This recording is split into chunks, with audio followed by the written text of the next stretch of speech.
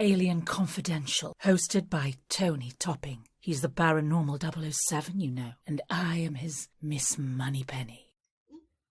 Alien Confidential, TONYTOPPING. I'm back again. And remember, on this show, the opinions expressed are not necessarily the opinions of Access Radio Northwest, nor the host. And it should be classed as entertainment purposes only. And our special guest is Carol Noonan, and she is a contact experiencer. Oh, heck, she is. And we're going to get, I think, a lot of information out of her. We're going to see how it all goes. She has a fascinating autobiography that she'd sent me.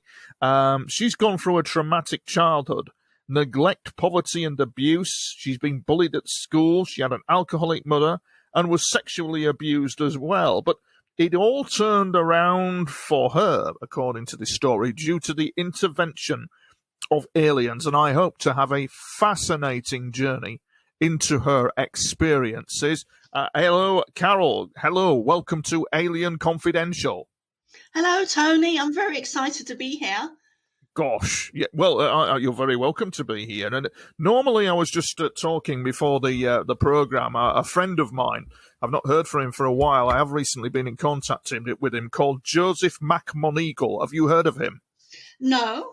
Okay, well, Joseph McMoneagle was one of the top US remote viewers. He was known as Remote Viewer 01. In other words, he could subconsciously engage targets at a distance using the power of his mind and retrieve information back.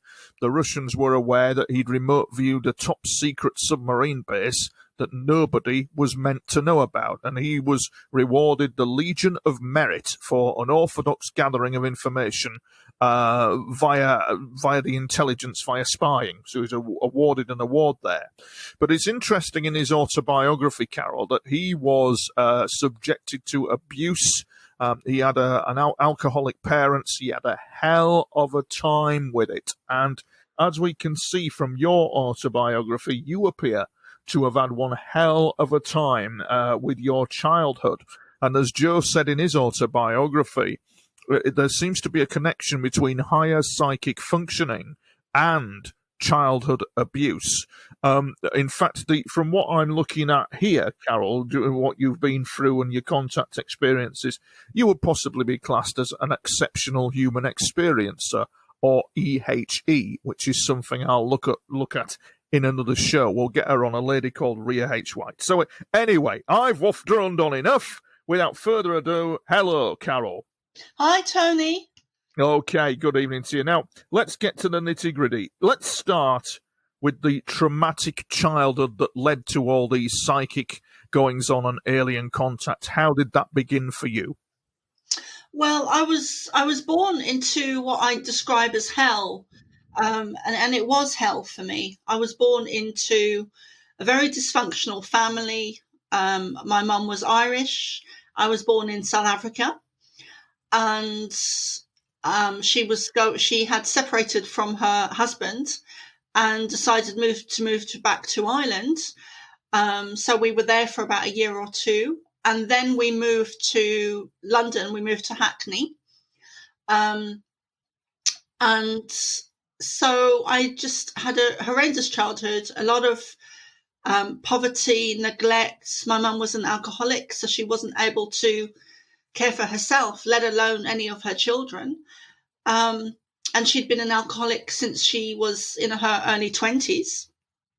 So I had just a horrendous time, bullied at school, huge amount of poverty. And I don't even think it was just poverty. It was also neglect. I was half starved, where I couldn't actually go to the toilet. And my mum took me to the doctor, and he looked at her and he looked at me and he looked at her in a very kind of emotional way. I always remember it as kind of one of those moments that just stay with you forever. And the look in his eye, and he turned back to her and he said, "You need to feed her." And I kind of went cold and realized kind of the gravity of my mum's state of being. So So yeah, I was raped at the age of 12 by my cousin. Had So during the times of abuse, what would happen is I would leave my body and connect with the Pleiadians. And my earliest memory of doing this is when I was 8 and I left my body and I connected with the Pleiadians. And I'd forgotten for a number of years what had actually happened, because I'd always remembered the abuse and him laying on top of me, but I'd forgotten for a number of years that I actually left my body and connected to the Pleiadians, or they connected to me. Tell me, Carol, what does the in that moment of setting the abuse aside? Because my God, I'm left speechless with what you've just told me, actually, and it gets me so angry, being a victim of abuse myself. But saying that, when you went into contact with the Pleiadians, what did they look like?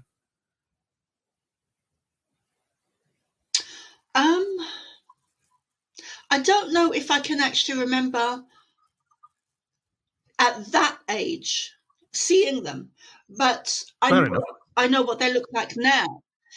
It was So what do they look like now? Yeah, what do they look like, love? I think just so if we're in the narrative, just take us to what they look like, and then we'll go back to that bit again. Yeah. Okay. So they are tall, blonde, blue-eyed, very angular features. Thin. I always get a sense of blue around them. It's mostly Ashtar that I actually talk to, and a huge love, a feeling of love times 1,000. So a very strong feeling of love when they come in, but very tall, blonde, blue-eyed, kind of typical to the images you would see on the internet. And just clarify for the listeners, what is the Ashtar? Ashtar is the commander of the Pleiadians. He's well known. But when I consciously began channeling them in 2009/2010, I could see him in my mind's eye, because I've been a medium for a long time. So when I work with spirit, I see them in my mind's eye most of the time. So when the Pleiadians showed up for me in 2009/2010, I saw them. I saw Ashtar behind me, and he was communicating with me telepathically, but I saw them as well. So I saw him at the front, and then behind him, there were other Pleiadians who I didn't see as clearly, but I saw him very clearly. And he was behind me, slightly to my left, and then behind him, there was a lot of other Pleiadians. In terms of Ashtar, Carol, so we've gone going back to your childhood. You can't remember the simulation. You can't. When was your first meeting with this being called Ashtar? Then it would have been, I believe, when I was 8, when I was out of my body. Right. But I don't come from here, Tony, and I've done a lot of shamanic work, shamanic journeying, where I've seen my past, I've seen where I come from, I've seen who I am, the majority of who I am and where I come from and why I'm here. And I believe I'm Pleiadian. So my past lives would have, I come from the Pleiades, as one place in the universe that I come from. Like many starseeds, like yourself, we don't come from here. We know we don't come from here. So with regards to your question, when did I first connect with Ashtar? Probably in past life. To get to the core of it, if I may be so, please don't take this the wrong way. I'm going to make a crucial point here. I'm a contact experiencer myself. I've come across ETs in my experiences. I'm writing a book about it. But what is I don't want you to take this the wrong way, Carol. Okay. What is the difference between finding a foundation of your experiences with these beings as compared to a widely used term, Ashtar, that appears to be everywhere and in all New Age books. Am I wrong or am I right? Correct me if I'm wrong, but where is the foundation of your experiences with them rather than something that's written and well known? Do you get where I'm coming from? I absolutely do, and I'm so You glad do? I do, Right. absolutely, Tony. And I'm so glad you've asked that question, because that is Oh, hugely important. I didn't want to offend you, Carol. No. I just wanted to drill down, yeah? Yeah, not at all, darling. I'm so glad you asked that question. Right. So for me, this goes back to and I will answer that question. But firstly, Okay. I need to kind of give a bit of foundation of my childhood. Oh, carry on. We're all ears. Okay, great. Thanks, Tony. So I'll explain the foundation. You might have to jog my memory with that question. All right. Look. But I will go into it. So if I forget to go into it, please bring me back to it. So my childhood was very abusive, a lot of poverty, rape, everything rolled into one at a very young age. When I was 12, I wanted to commit suicide. I didn't want to be here anymore. I was done. I'd had enough. And I was only 12, and it wasn't a cry for help. It wasn't any of that. I was in my room. I was deciding on taking tablets. This is after a huge amount of abuse by my stepfather, and I was just in a lot of emotional pain. I was laying on my bed. I was crying my heart out, and I just wanted out, and I was deciding on taking tablets. The next thing I didn't even have a bed. I was lying on a mattress on the floor. Right. And the next thing I knew, I was in the right-hand corner of the ceiling looking down on my body. And Jesus came to me. And I'm not religious, but I will go into that as well. Jesus came to me and took me on a very long journey for about 3 or 4 hours. And bearing it, and so he showed me my karma, my childhood, my situation from a higher perspective. When he understood that I got it on a soul level, he then moved on to some of the bigger aspects of humanity and the universe. For the listeners, Carol, what did you get at a soul level?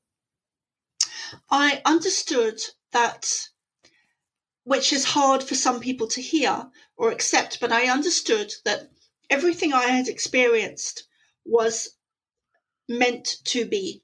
So all of the horrendous atrocities that I had experienced, I was meant to experience for my spiritual growth. Right. And I got it. I understood it on a soul level, even without words. I saw it. I felt it. In my cells, I could feel it. I understood it on a very deep level. And so I have forgiven them, because I know that it was for my growth. Now, I know that's very hard for some people to believe, or to understand, but that is my belief. And when I came back from the journey, I was blissful, totally blissful for about 3 or 4 weeks, until that gradually ebbed away. And I knew the experience was real. I knew it was real because of the effect it had on me, from wanting to commit, from being on the verge of committing suicide, minutes away from taking tablets, to waking up, to being in this blissful state, absolute bliss. Yes, I know it. I do know it, Carol. My question is, you say Jesus came to you. You sure it was him, or was it the aliens doing a simulation so that your mind could handle it? A bit like the film Contact. Jodie Foster's on the character portrayed by that actress. Yeah. He's on a beach and she meets her dad, and the alien says, "We've taken this form of looking like your dad, so it would be easier for you to handle." Yeah. Do you think that's what was going on? No, but it's an interesting question. It's something I'd like to go into a little bit, because carry on, love. I do believe that my experience was real. And because of that experience that I never told anyone until 2004, actually, 2004. And I'm 46 now, 47 next month. But I had never told anyone that experience. I knew it was real. Never told my family, never told anyone. I don't believe anything, personally. I don't believe anything unless I experience something. So, and that relates to your question about Ashtar. I don't read any other books by channelers or any other information. I like to get it directly from the horse's mouth. And I'm one of those people that I don't believe anything unless I experience it. So with your question about Jesus and the was he an ET, or I now believe that Jesus was Pleiadian.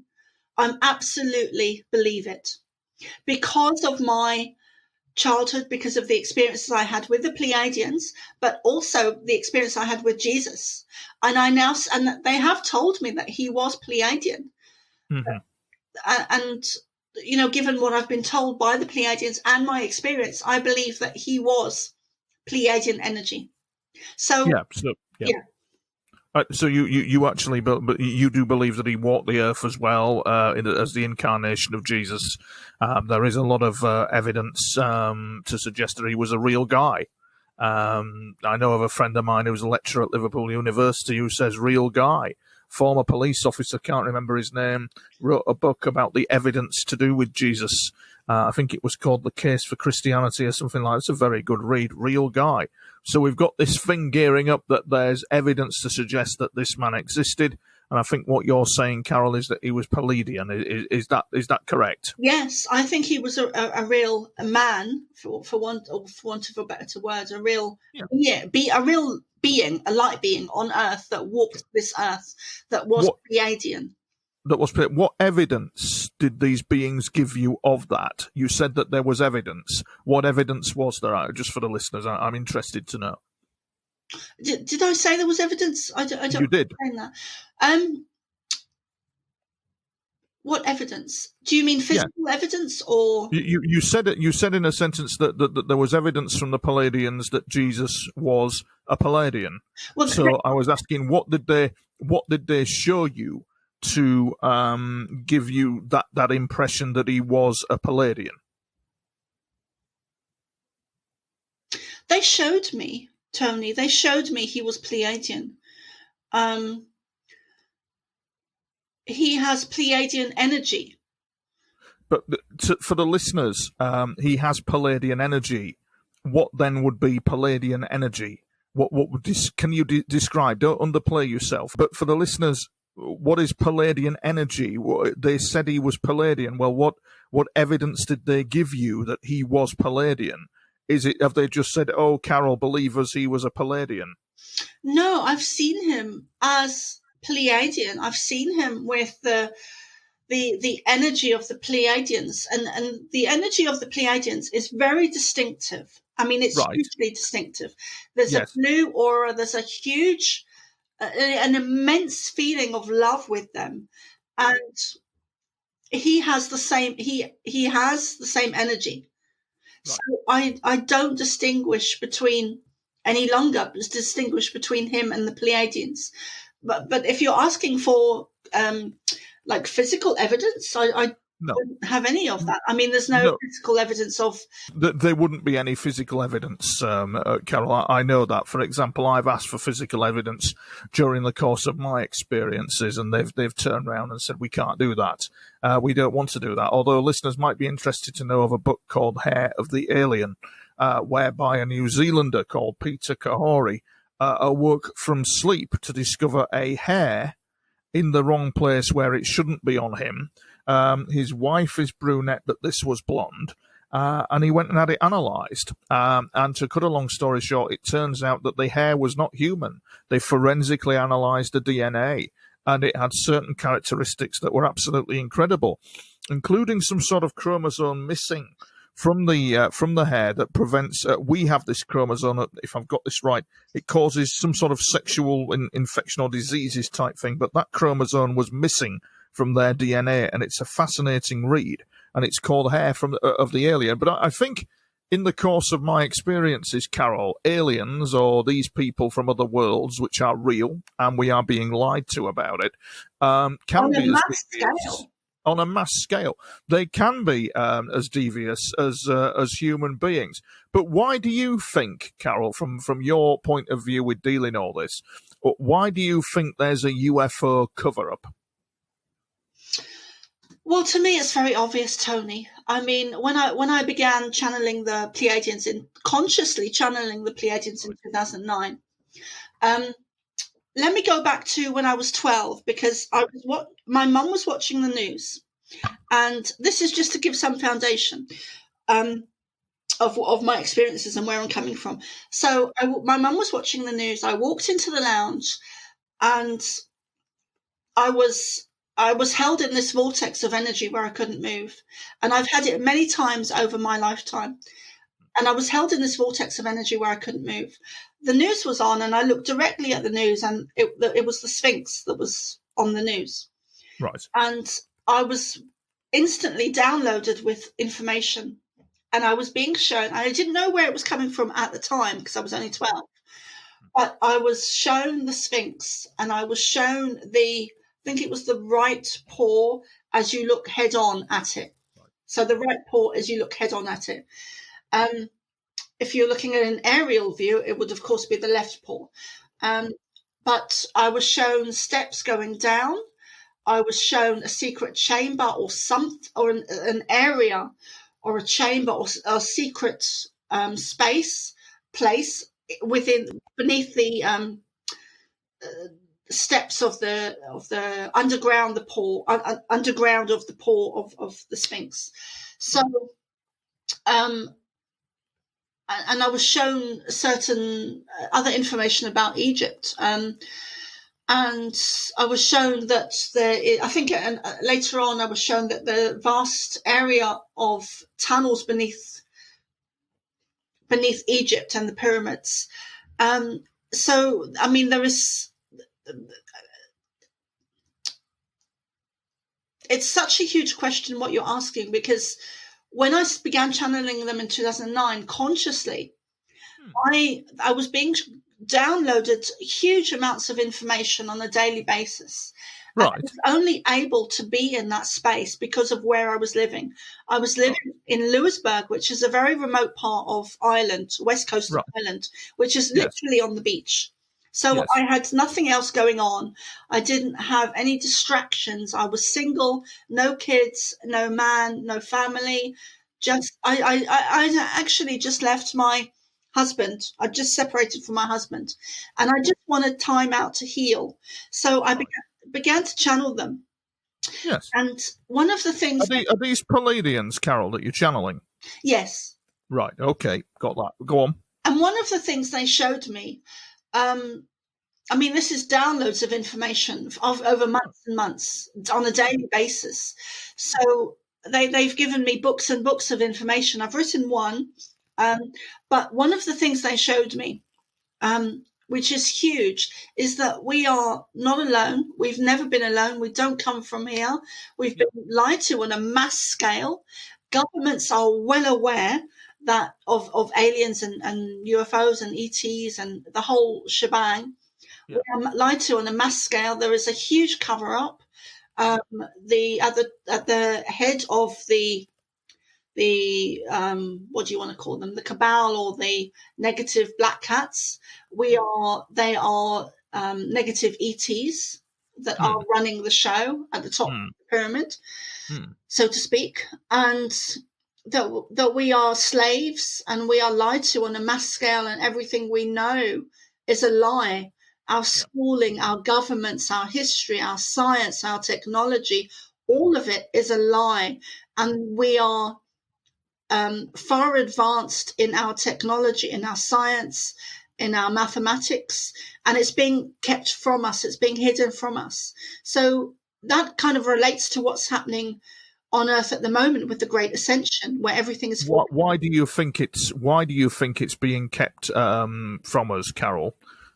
Because we are slaves for them. We are slaves for them. And it's to do with Atlantis, when negative ET energy came in and overthrew Atlanteans. The Earth shifted. The Earth was knocked off its axis deliberately, I believe, and our DNA was dumbed down, was manipulated, was changed, and everything that we're going through now on Earth is part of the ascension, but it's also a reversal of Atlantis, a reversal of what happened at Atlantis. So that means the Earth is shifting back onto her natural axis, and our DNA is naturally changing back to her original blueprint, which I've recently been told was actually 13 strands of DNA, not 12. Mm-hmm. Yes, I heard a rumor like that as well. That it's for. I actually heard a rumor that we came from Lemuria.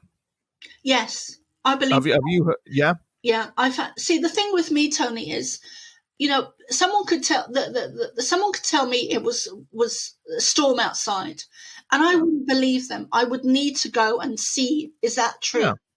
Because that's just, I don't know why, but that's the type of person I am. So someone could tell me, well, UFOs are real.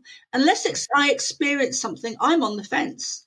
So I'm sorry, what was your question, Tony? My question was regarding, actually, it wasn't a question. I was gonna move into the next phase of it.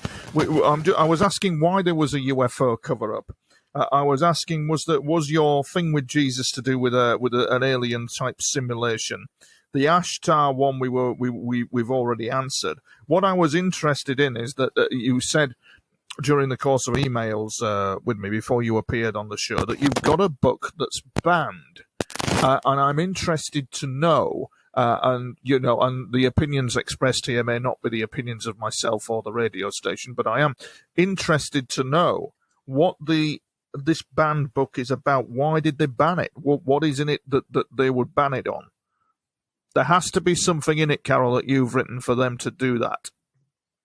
Well, the book is based on events in 2020. Let me put it that way. Right. And I was downloaded with a lot of information. Some of it I'm not allowed to say on because some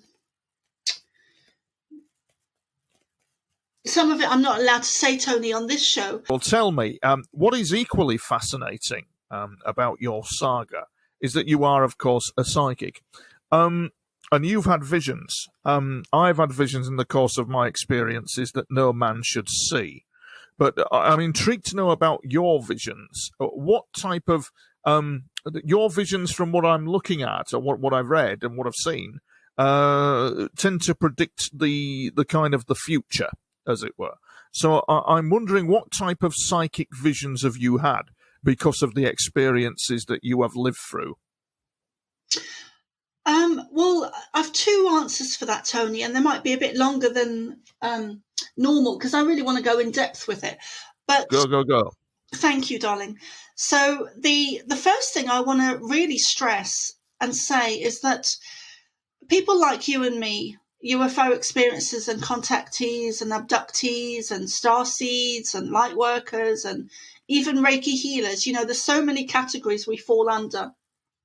Basically, what I've been shown, what I believe, what I know, is that we have these experiences to wake us up, because we're not from here. We don't come from here. We come, what I call, from the outside in. So we've come here with these abilities, with these experiences, to wake ourselves up so that we can step forward into a public platform, a public domain, to help others, to wake others up. So our experiences, our abilities, our energy is different to what, quote, normal people. So when we have, so our experiences are outside of the norm because we're not from here. We're not contained to the, I guess for want of a better explanation, you could say that our DNA is closer to our original DNA than Joe down the road. Yeah. So we have these experiences. One of the experiences I've had recently, And I keep getting it over and over again. And I'm so glad you asked, Tony, because I had it a few nights ago. And I've been meaning to do like a video update, an emergency call out on it, because I keep seeing a tsunami coming in. In previous dreams, I've seen it coming in from the west coast of Ireland, into the west coast of Ireland, and coming up towards Scotland and kind of drizzling off at the tip of Scotland. I've seen it come in towards Devon and Cornwall and kind of come across the coastline. When I had it the other day, I saw it coming from the west towards Portsmouth. So, and it was huge. I mean, it was really huge, and it was terrifying. And I was in the dream. I wasn't observing it from an aerial view. I was in it. I was watching it come towards me. Right. And I believe I get shown these real dreams, because I've been having them since I was a child. Yeah. I believe I get shown them to share the information, not to put fear into people, but simply to share the information so that people can prepare. Do you think your knowledge of it, Carol, could alter the future? Do you think that knowledge of it being in existence could actually alter it to prevent it from happening? Yes, I believe so, Tony. I do. I do. Because I've looking back on some of the dreams I've had, some of the visions of prophetic visions, when they have occurred, they haven't been as bad as I've seen them to be in the dream. Yes. So, right. A few years ago, and I talk about it in my book. An intervention occurred by these, I believe, anyway, in my humble opinion. An intervention occurred by these ETs to intercept what you're talking about. I saw it with my own eyes. They even said what they were doing. It was absolutely bloody unbelievable. So I'm wondering, in terms of seeing all this, do you think that ETs can and will intervene on such matters? Do you think do you think that happens? I do believe so, because absolutely, Tony, because I also believe that some of these natural disasters are actually created by negative ET energy. Right. So, and then there is a battle between light and dark, between positive and negative ET energy. And I've seen them. I've seen I've seen large UFOs in the sky that are hidden in the clouds. So they do hide purposely, and this is positive. This is positive. UFOs. So they do hide purposely because they don't always want to be seen. Yes. Have you ever filmed any, Carol? I don't believe I have. No. I don't think I have. Have you seen them flying over you at all? Yes, I've had quite a few experiences, Tony. I've seen them physically from a distance flying. What did they look like? Well, this was in the night sky, so I saw movement in the night sky, which was in a rhythmic pattern. Yes. Kind of in I think it was a triangular pattern. Right. And I was with someone at the time, and we were laying down. This was actually in the Holy Island. This is in my book. Oh, right. Yeah. Well, the Pleiadian Child book, not the other one.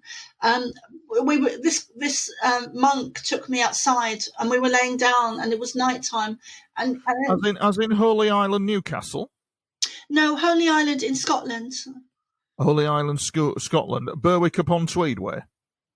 It's west of Glasgow. West of Glasgow. Yeah, I'm confused. Is it?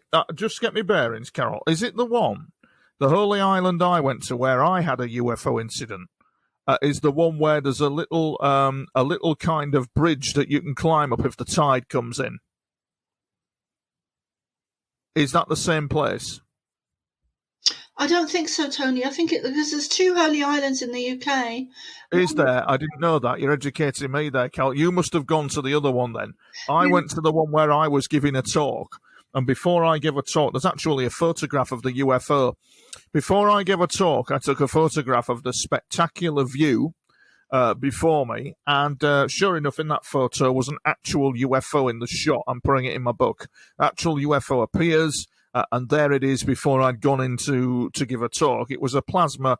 I do believe it to be a plasma-type UFO of the similar type that was seen in Hesdalen, that are seen in Hesdalen in Norway. And oddly enough, Carol, yes, I did the same thing. I laid on the ground with somebody, and we were near a church when it happened. And we were overlooking the sea, and the UFO actually came in. But anyway, carry on with your story. So you're at Holy Island. Yeah, which is in Scotland. It's just off the Isle of Arran in Scotland. Right. So it's a very remote island. You know, it's a tiny island off a big island. Yeah. And it was nighttime, and I lived there for about 2 years as a volunteer on a Buddhist retreat centre. Wow. But yeah. Wow. Yeah. I was really able to open myself up psychically and spiritually for a good couple of years without any modern day distractions. Okay, what was the fundamental thing? I mean, looking at your autobiography, Carol, you've got the abuse that happened. My God, that's something else. You've got all that happened to you there. What is the and you've got what I would describe as a scenario around you of paranormal events where you don't know whether you're coming or going. You would be classed as like an exceptional human experiencer, or EHE, to coin the phrase that the American kind of Stargate project looked at. Yeah. But what I'm interested to know is, what did you learn fundamentally with all this paranormal chaos about you on a Buddhist retreat? What did you learn? What was the yardstick? I learnt that I wasn't normal. I learnt that I was different. I learnt that it was okay to be different, because and I learnt to be quiet. I learnt to be still. I learnt to watch my thoughts. I learned meditation. I learned to focus my mind. I learned many things there in stillness, in peace. I learned to let go of my anger from my childhood. I learned to many things, Tony, many things. Yeah, of course. And back to the monk now, after that little diversion. Back to the monk. I understand you said there was some monk, you were laying down on the ground and you were going to, is that right? And we were going to get to the point of seeing a UFO, yeah? Yeah. Carry on. Yes, there was a young monk that had come over from Nepal, and he very much kept himself to himself. So it was very unusual for him to say, "Come on, Carol, let's go outside and lay down and just look at the stars."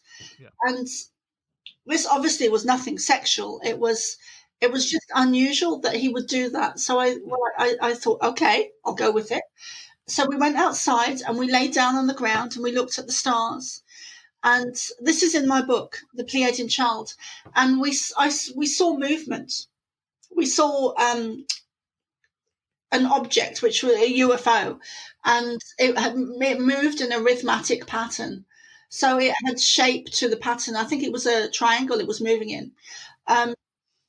And he saw it as well. And we actually never spoke of it, but I looked at him and he looked at me, and we didn't need to say anything, but we both witnessed it. And it was just an amazing time. Yeah. And so that's one that comes to mind. Okay. What was it like, Carol, coming back from the Buddhist retreat into society in general then for you?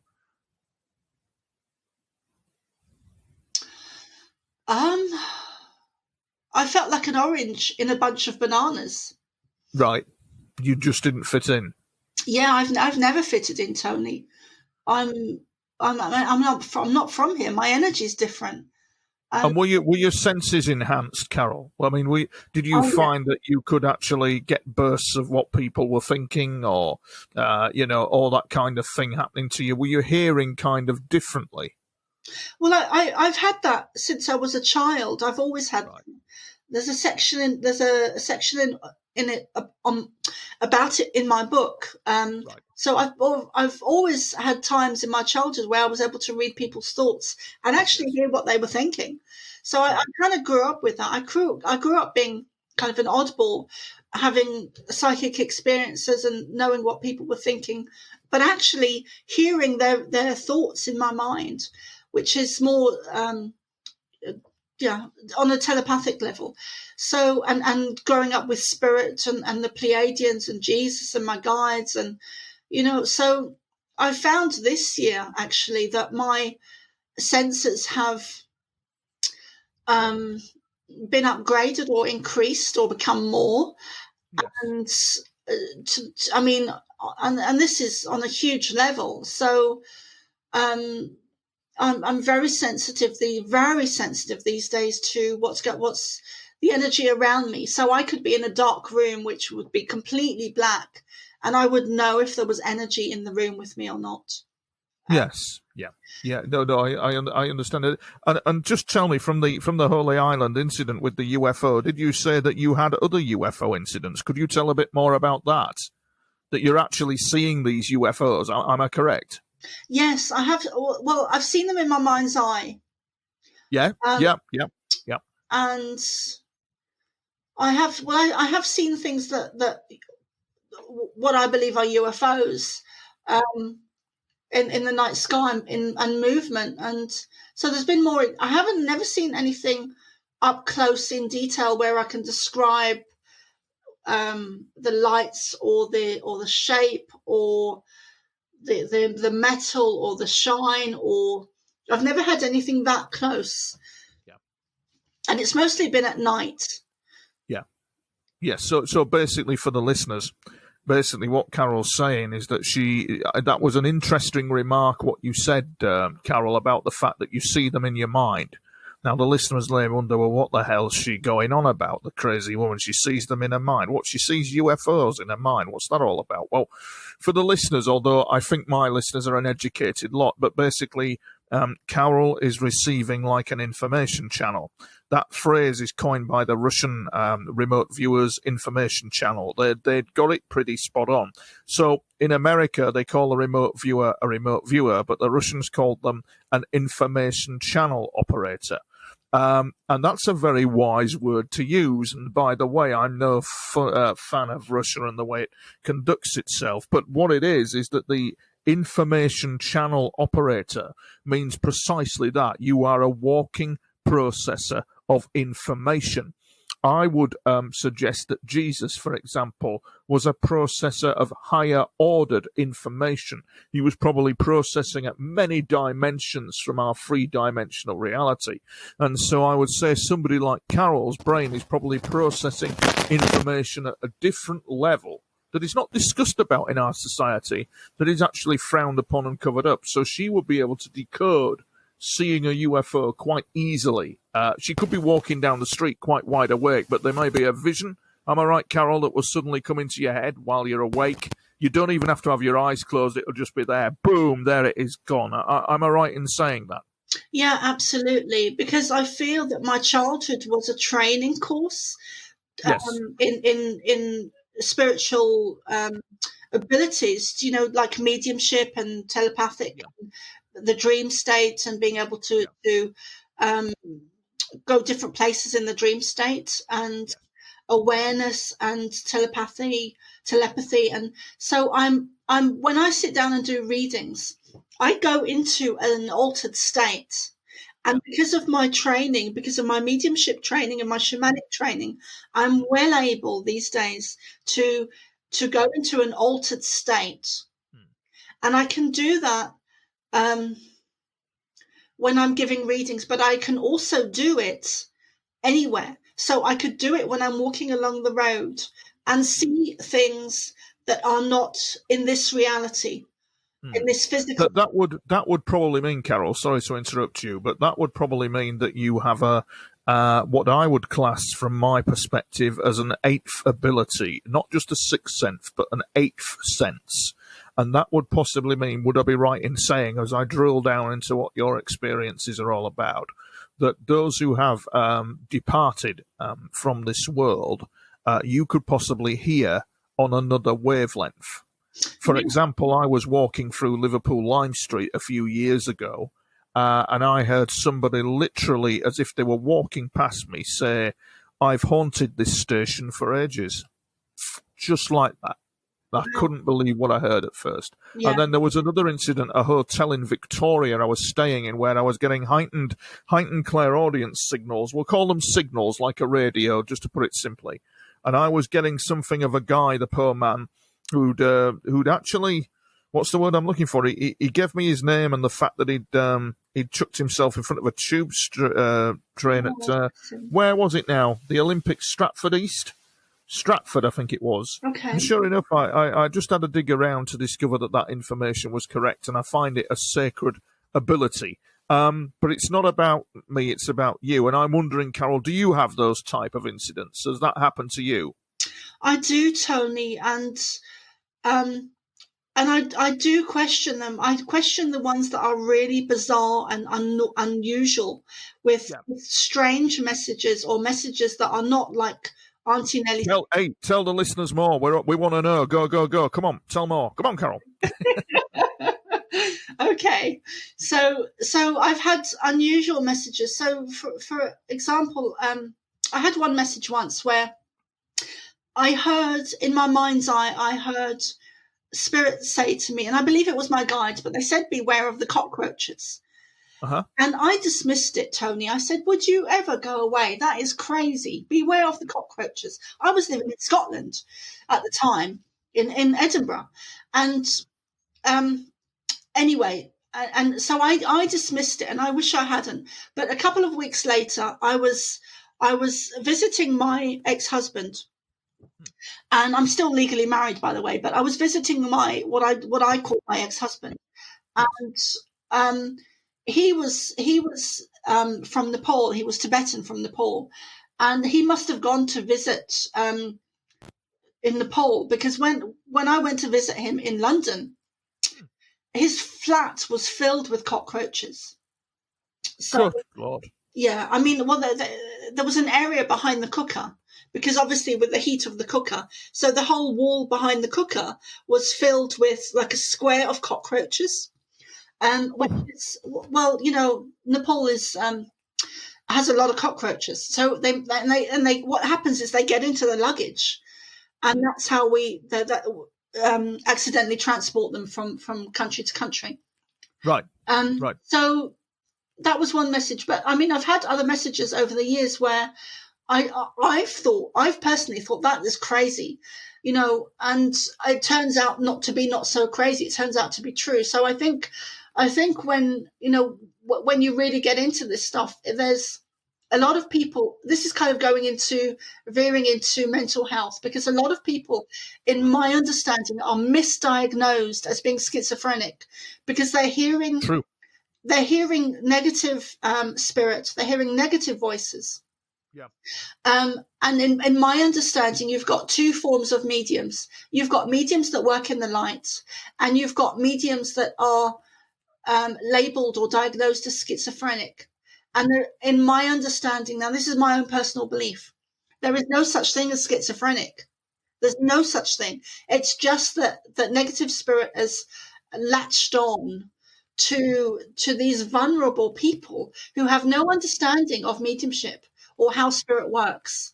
Sometimes I call them hitchhikers, where negative spirit latches on, and that's kind of veering into, and then it can cause mental health, because, but in my this is true, but it's not as that environment that you're speaking of, Carol, is not as what's the word I'm looking for? Is not as I don't know where to begin.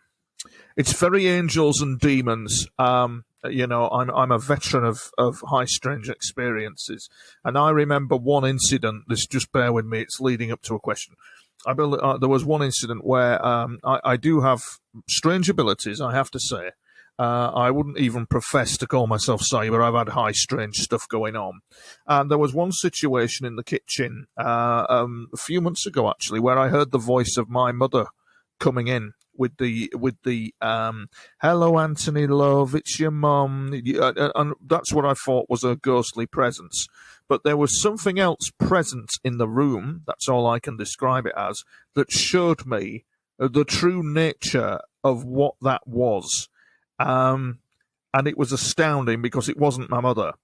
And this brings me to the point of, Carol, in the course of your experiences, have you had any situations like that where something presents itself to be, let us say, nice or familiar to you, but in fact it's entirely something else? Yes, I think I think most of us have, Tony. You know, Yeah. those of us who are genuine, I think we do get those experiences where energy, because energy can and does disguise itself as something that it's not. Yes. So you could get a demon disguising itself as an angel, and or various levels or degrees of that. So yeah, energy can and does disguise itself as energy that is not. So as channels, as mediums, as psychics, as healers, we have to be extremely careful and to thoroughly check out the energies that are working with us and the energies that we are channeling. What is your most strangest experience that you've had? I mean, that's a bit oxymoron, really. But what is the most strangest experience you've had that you can tell our listeners where they would all go, "Wow"? Have you got one? Wow, I've got so many of them. I don't know where to start. Come on, Carol, pick one. Go on. If I had to pick one, what would it be? What, a positive or a negative? Do a positive, please. Positive, okay. A positive one, I guess one of them would be, I was living in Edinburgh at the time, and I'd fallen asleep, and I was in an altered state, and I'd fallen asleep. I was reading Sai Baba books at the time. And I was very much in an altered state, and I could smell his sage, I think it was, or incense, his incense, and I really felt him around me. Right. And I was in between being asleep and awake, so I was in an altered state. And then I had that experience with him. I could see him in the room, and I could smell the incense. And then I gradually drifted off to sleep, and I dreamt of a cat I used to have called Crunchy, because she was a ginger colour. She was a beautiful, big, fat ginger cat, and she was just beautiful in personality and looks. And she was a big softie, wouldn't hurt a fly. And I dreamt of her. And when I woke up, and she was ginger, it was a very distinct ginger. And when I woke up, there was actually a hair. And this is funny because of what you were talking about earlier, but there was actually a hair of her next to me when I woke up. Now, I'm naturally, I have dark brown hair naturally, but there was no one else in the room. There was no one else in the flat. There was no possible explanation for this to happen, other than she had really been there. She had really come to say hello, and she was in spirit. So that's one of the I guess one of the nicest I've had. Because when I woke up and I saw her ginger hair next to me, I just thought, wow, that's really beautiful. Yeah. You believe that pets have a spirit then, Carol, I take it on that one. You've had these incidents with animals, you believe that to be true? Oh yes, absolutely, Tony. Absolutely. And even beyond that, because everything that has everything that grows, everything that has life force, everything that has energy, from the earth to plants to nature to everything, rocks, have energy. Have energy. Yes. Yes, of course it does. It has an energy to it. And tell us, Carol, about your book, The Pleiadian Child. What is that all about then? Well, it's in 3 sections. I began to write it in 2009 when I began to channel, because it was my way of recording the information from the Pleiadians. Yes. So it's in 3 sections. The first section is my childhood. Right. The second section is my channeled information directly from the Pleiadians. Right. And the third section is where I was at the time emotionally and how I'd moved forward. So, yeah. How have you moved forward, Carol? Because that's quite a storm you're talking about. And the fact is, I think you're such an interesting guest. I want you on for part 2. I've decided, because I think it's just interesting. You're interesting to listen to. So how have you moved forward then in your book? What's moving forward about for you in view of all this absolute hell that you've been through? Forgiveness, letting go. Yeah. I had a saying many years ago that I always used to say to myself as a child, and I never finished it, but it went something like, I will be damned if I let you. And I never quite finished the sentence. But I will be damned if I let you. Right. Ruin the rest of my life or affects. I will not be a statistic, basically. I will not let you control my life because of the abuse. I will overcome. Yes. How close have you been to feeling suicidal then, Carol, because of all that's gone on? Has this been a saviour in some way to you, knowing this information?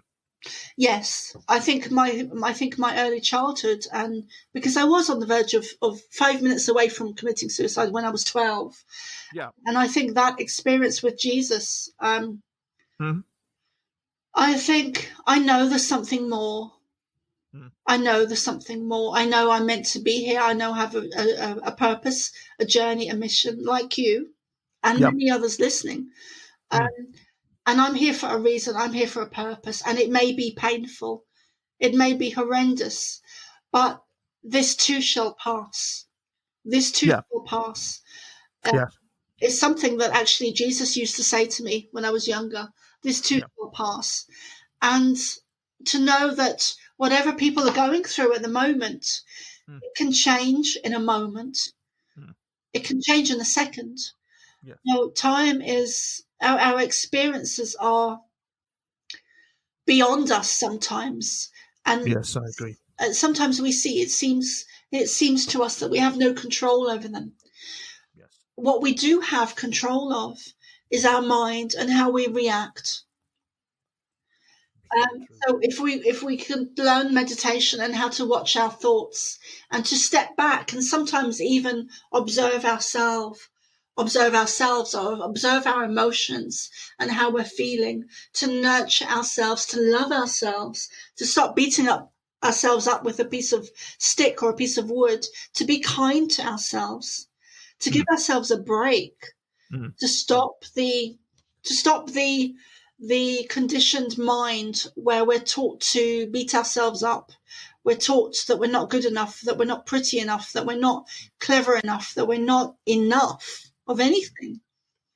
And to step back from that and look at the bigger picture and go internal, go inside, go into meditation, go inward and see how beautiful we are, how divine, how unique, how special, how beautiful and divine and powerful we really are.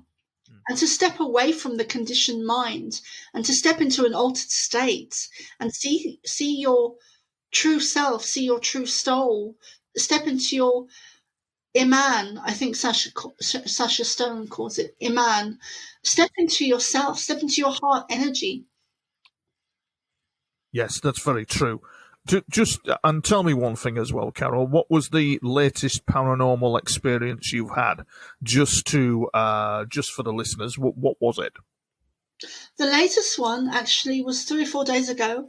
It was the dream of one of the dreams I've had of the tsunami hitting the west coast of the UK. Right. And the message I got, one of the messages I got from it was not to put fear into people, but I need to do a video to get that information out because it's really important that and this is not to put fear into people, but it's, is to, one of the things that we need to do, I feel, is to prepare a grab bag where we can just pick it up and go.